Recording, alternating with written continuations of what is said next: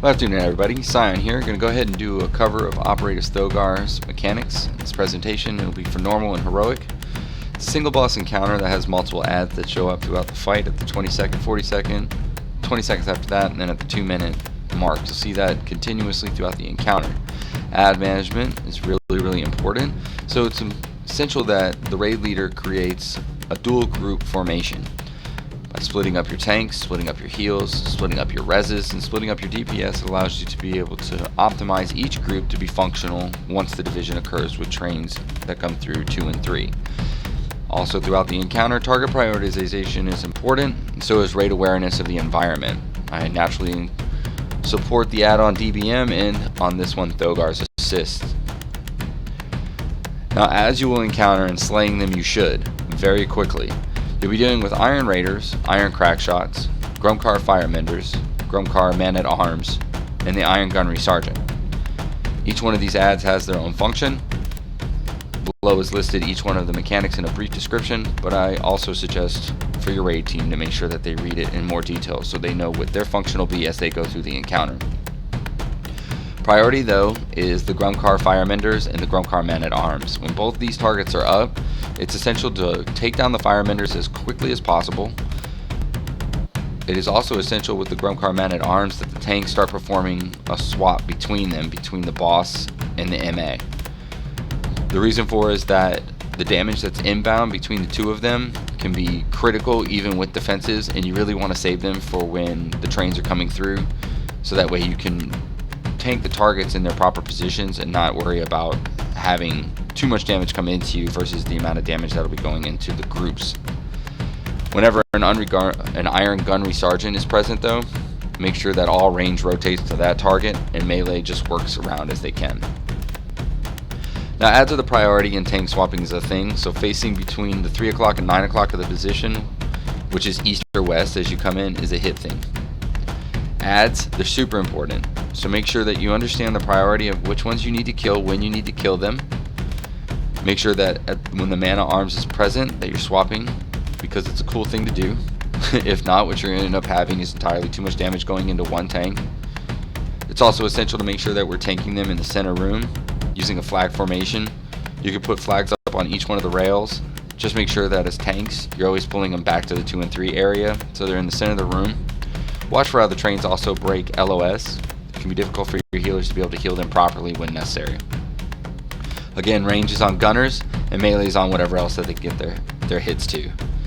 Memorizing the tracks. It's essential to memorize the tracks in their orders, including when the add-on calls it out, and also with like a flag marking system.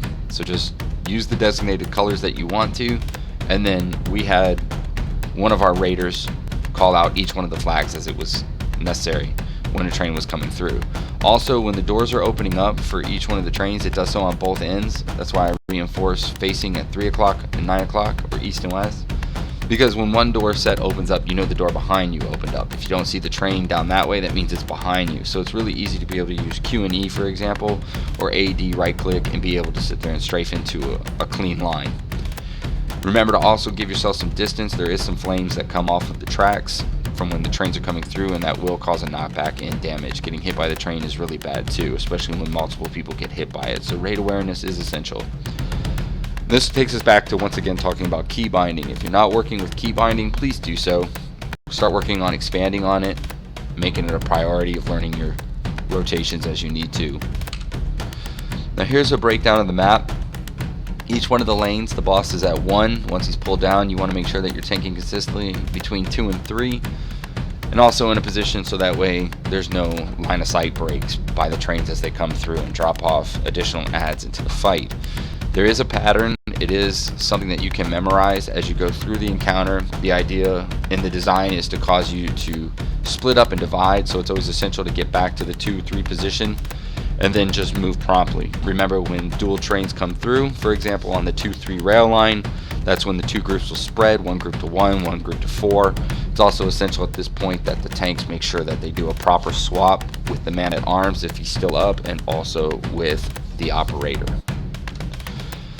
So summary recap. Position for success is critical in this fight. Paying attention to what's going on in the fight, especially involving the trains and the adds as they come out and which ones you need to attack will determine whether or not you do well in this fight. So if these are issues for you, find ways that are creative to be able to support your group and being able to understand what they need to do when they need to do it, and learn it as quickly as possible.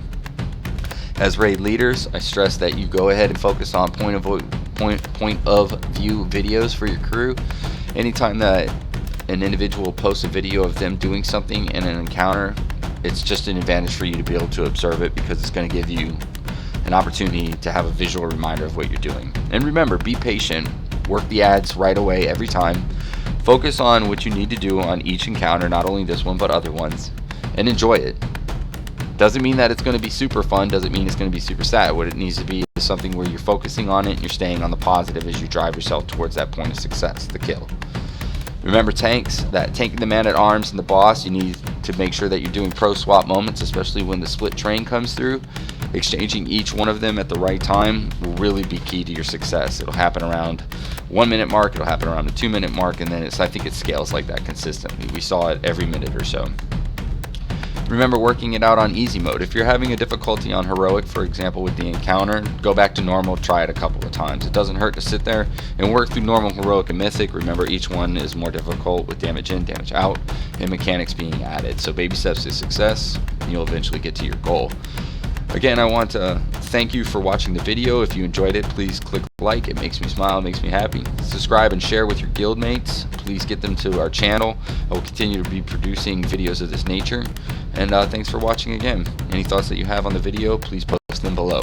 Have a blessed day. Continue enjoying raiding, folks.